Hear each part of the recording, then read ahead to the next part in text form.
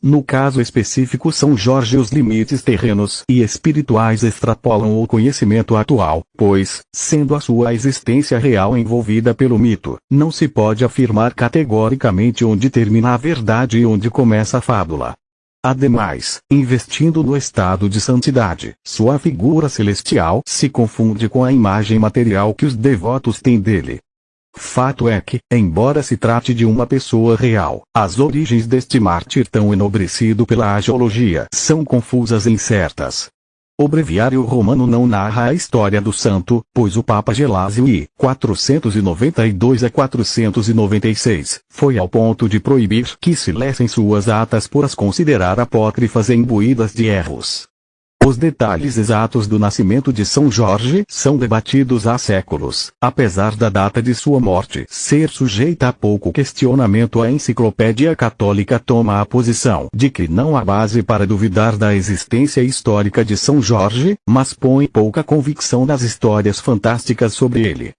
Algumas fontes indicam que seus pais eram cristãos da família nobre romana dos Anicim, ao tempo em que outras fontes dizem que seus pais eram cristãos de origem grega. De acordo com lendas já em voga no século IV, Jorge teria nascido na antiga Capadócia, região do centro da Anatólia que, atualmente, faz parte da Turquia. Ainda criança, mudou-se à Palestina com sua mãe após seu pai, Gerôncio, morrer em batalha. Sua mãe, Policrômia, era originária de Lida, na Palestina, atual Lod, em Israel. Era possuidora de muitos bens, tendo educado o filho com esmero na fé cristã. Ao atingir a adolescência, Jorge entrou para a carreira das armas, por ser a que mais satisfazia a sua natural índole combativa.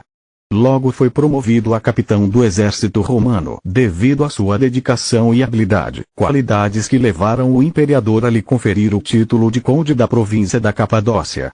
Aos 23 anos passou a residir na corte imperial em Nicomédia. Devido a seu carisma, Jorge não tardou em ascender na carreira e, antes de atingir os 30 anos, foi tribuno militar e conde, sendo encarregado como guarda pessoal do imperador Diocleciano, R. 284-305, em Nicomédia. Consta que, quando do falecimento de sua mãe, ele, tomando sua vultosa herança, tudo doou aos pobres e necessitados, causando tal fato surpresa na corte imperial, a qual ainda desconhecia a fé cristã de Jorge. Em 303, Diocleciano, influenciado por Galério, publicou um edito que mandava prender todo soldado romano cristão e que todos os outros deveriam oferecer sacrifícios aos deuses romanos. Jorge foi ao encontro do imperador para objetar, e perante todos declarou-se cristão. Não querendo perder um de seus melhores tribunos, o imperador tentou dissuadi-lo oferecendo-lhe terras, dinheiro e escravos. Como Jorge mantinha-se fiel ao cristianismo, o imperador tentou fazê-lo desistir da fé torturando de vários modos. E, após cada tortura, era levado perante o imperador, que lhe perguntava se renegaria a Jesus para adorar aos deuses romanos. Todavia, Jorge reafirmava sua fé, tendo seu martírio, aos poucos, ganhado notoriedade e muitos romanos, tomado as dores daquele jovem soldado, inclusive a mulher do imperador, que se converteu ao cristianismo. Finalmente, Diocleciano, não tendo êxito, mandou degolá-lo no dia 23 de abril de 303. São Jorge foi sepultado em Lida, antiga Dióspolis, atual Lod. Anos mais tarde, o imperador cristão Constantino mandou erguer suntuoso oratório aberto aos fiéis, para que a devoção ao santo fosse espalhada por todo o Oriente. Pelo século V, já havia 5 igrejas em Constantinopla dedicadas a São Jorge. Só no Egito, nos primeiros séculos após sua morte, construíram-se 4 igrejas e 40 conventos dedicados ao mártir. Na Armênia, no Império Bizantino, no Estreito de Bósforo na Grécia, São Jorge era inscrito entre os maiores santos da Igreja Católica. Posteriormente, quando da reforma do calendário litúrgico realizada pelo Papa Paulo VI em 9 de maio de 1969, a observância do dia de São Jorge tornou-se facultativa, e não mais em caráter universal.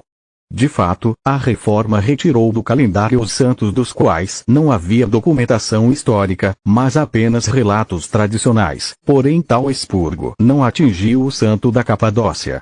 Falava-se, naqueles tempos, em cassação de santos. No entanto, o fato da festividade de São Jorge ter se tornado opcional não quer dizer que não seja reconhecido como santo. Frise-se a reabilitação do santo como figura de primeira instância, assim como os arcanjos, lembrando a figura do próprio Jesus Cristo, pelo Papa João Paulo II em 2000, o que conferiu nova relevância a São Jorge. Na Itália, era padroeiro da cidade de Gênova. Frederico III da Alemanha dedicou a ele uma ordem militar. Desde Dom Nuno Álvares Pereira, o santo é reconhecido como padroeiro de Portugal e do exército. Na França, Gregório de Tours era conhecido por sua devoção ao santo cavaleiro. O rei Clovis dedicou-lhe um mosteiro, e sua esposa, Santa Clotilde, mandou erguer várias igrejas e conventos em sua honra. A Inglaterra foi o país ocidental onde a devoção ao santo teve papel mais relevante. São Pedro Damião, 1072, doutor da Igreja, em uma de suas festas disse: de uma milícia transportou-se totalmente para outra, porque do ofício de tribuno terreno que exerce passou para a profissão da milícia cristã. Como verdadeiro soldado valente, distribuiu todos os seus bens aos pobres, lançou fora a carga das posses das terras e, assim livre e desembaraçado, cingiu-se com a couraça da fé, mergulhou ardente guerreiro de Cristo no mais denso da luta. O monarca Eduardo III colocou sob a proteção de São Jorge a Ordem da Jarreteira, fundada por ele em 1348. Por considerá-lo o protótipo dos cavaleiros medievais, o rei inglês Ricardo I, comandante de uma das primeiras cruzadas, constituiu São Jorge padroeiro daquelas expedições que tentavam reconquistar a Terra Santa dos muçulmanos. No século XIII, a Inglaterra já celebrava o dia dedicado ao santo e, em 1348, criou a Ordem dos Cavaleiros de São Jorge. Os ingleses acabaram por adotar São Jorge como padroeiro do país, imitando os gregos, que também trazem a cruz de São Jorge na sua bandeira. Ainda durante a Grande Guerra, muitas medalhas de São Jorge foram cunhadas e oferecidas aos enfermeiros militares e às irmãs de caridade que se sacrificaram ao tomar conta dos feridos de guerra. As artes, também, divulgaram amplamente a imagem do santo.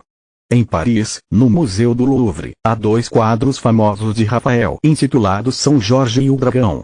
Na Itália, existem diversos quadros célebres, como um de autoria de Donatello. A mais conhecida imagem brasileira de São Jorge seria, possivelmente, de autoria de Martinelli. Essa é a história de São Jorge e algumas informações sobre o mesmo. O mesmo representa algum em religiões de matrizes afro,